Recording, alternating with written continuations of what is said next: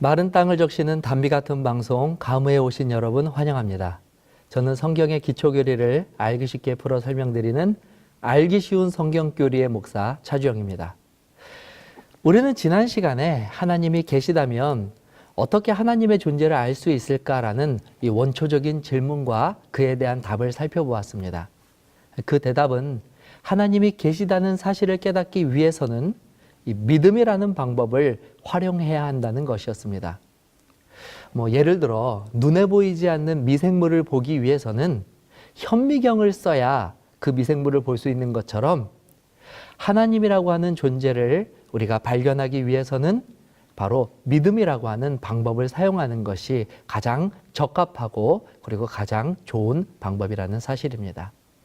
자, 이번 강의부터는 이 믿음을 활용하여 구체적으로 어떻게 우리가 하나님을 만날 수 있을지에 대해서 조금 더 살펴보도록 하겠습니다.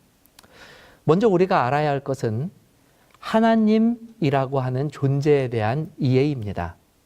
한 번은 이 창조와 관련된 이야기를 하면서 하나님께서 이 세상에 존재하는 모든 것을 만드신 이 만물의 근원이시며 동시에 만드신 분이시다라는 이야기를 하였습니다. 그러자 대뜸 한 아이가 그럼 목사님, 하나님은 누가 만드셨나요? 라는 질문을 하였습니다. 여러분도 혹시 이런 질문을 가져보신 적이 있습니까? 그러나 저는 그 질문에 당황하지 않고 다행히 제가 이미 알고 있었던 성경의 한 말씀을 그에게 읽어주었습니다. 출애굽기 3장 14절입니다. 하나님이 모세에게 이르시되 나는 스스로 있는 자니라. 또 이르시되 너는 이스라엘 자손에게 이같이 이르기를 스스로 있는 자가 나를 너희에게 보내셨다 하라. 하나님은 모세에게 자신을 가르쳐 주실 때에 스스로 존재하는 분이라고 2번이나 언급하여 주셨습니다. 그래서 저는 그 아이에게 이 답을 주었습니다. 하나님은 스스로 존재하는 분이시다. 그러자 이 답변을 들은 아이가 하는 말이 에이 엉터리라고 하는 것입니다. 왜냐하면 아이의 생각으로는 스스로 존재하셨다는 하나님의 이 대답이 무척이나 억지스럽게 들렸었던 것 같습니다. 여러분들은 어떻게 생각하십니까? 사실 우리들도 은연중에 이처럼 하나님에 대한 잘못된 혹은 부족한 지식으로 인하여 하나님을 이해하는 데 어려움을 초래하기도 합니다. 하나님이라는 단어를 쉽게 풀이하면 우리가 늘상 이야기하는 신이라고 말할 수 있습니다. 신이란 인간과 다른 존재, 보다 구체적으로 말하면 인간의 능력을 초월한 존재라고 말할 수 있습니다.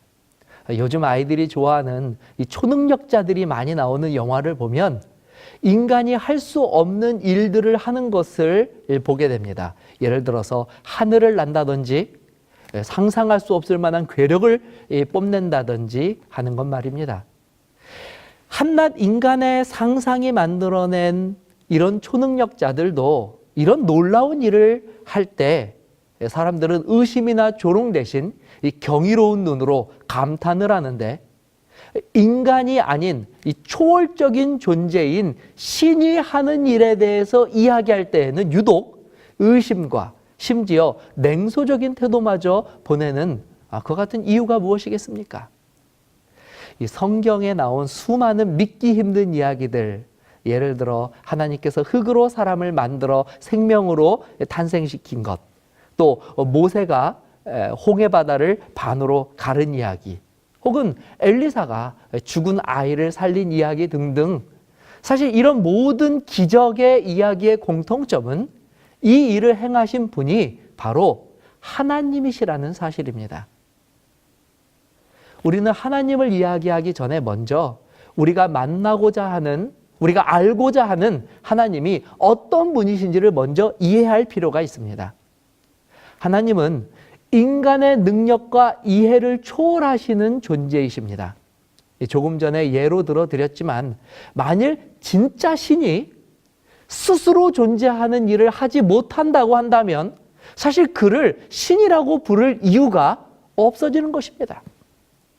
오히려 성경의 하나님이 우리의 이해와 능력을 넘어서는 어떤 일을 하시는 분이라고 언급하고 계시다면 오히려 우리는 그분이 얼마나 위대한 신이신지를 발견하고 그것을 기회로 삼아 신에 대한 이해를 넓히는 그와 같은 일로 삼아야 합니다.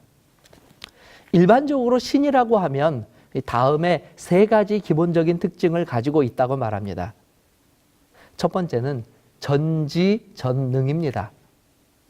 이는 신은 모든 것을 다 알고 무슨 일이든지 할 수 있다는 사실을 말하는 것입니다. 이것은 유한한 인간과는 너무나 대조되는, 우리는 가질 수 없는 능력입니다. 아시다시피 성경은 우리에게 기독교의 하나님을 소개해주고 있습니다. 실제 이 성경이 기독교의 하나님이 자신을 증거하시기 위해 기록하신 것이기도 합니다. 이 성경을 통하여 하나님은 다음과 같이 자신의 전지전능하심에 대해서 기록하고 있습니다. 예레미야 32장 27절입니다. 나는 여호와요 모든 육체의 하나님이라 내게 능치 못할 일이 있겠느냐. 두 번째로 신에 대해서 우리가 이야기할 때 신의 특징은 무소부재입니다. 이는 사람과 달리 신은 공간과 시간의 제약을 받지 않으신다는 말씀입니다. 그렇기 때문에 하나님이 잠깐 외출하셔서 이 중요한 것을 놓치는 일이란 절대 일어날 수 없습니다. 시편 기자는 이 하나님의 무소부재하심을 다음과 같이 노래하였습니다. 시편 139편 7절입니다. 내가 주의 신을 떠나 어디로 가며 주의 앞에서 어디로 피하리이까. 자, 마지막으로 하나님이 가지고 있는, 이 신이 가지고 있는 세 번째 특징은 영원불멸입니다. 이 독일의 철학자 니체는 신은 죽었다라는 말을 남겼습니다.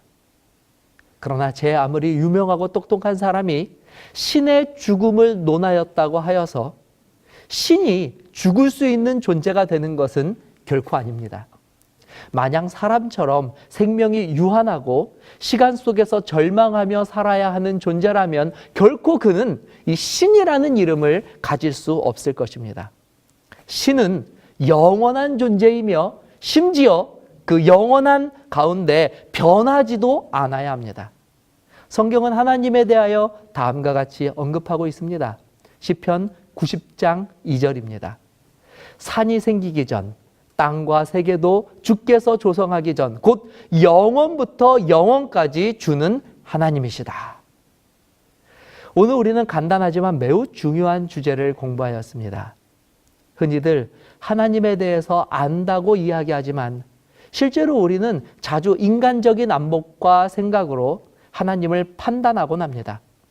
오늘 배우신 하나님이란 어떤 분이신지에 대하여 다시 한번 곰곰이 생각해 보시고 우리가 앞으로 만나고자 하는 하나님이 과연 어떤 분이신지 그 명확한 이해를 머릿속에 그리게 되시기를 바랍니다.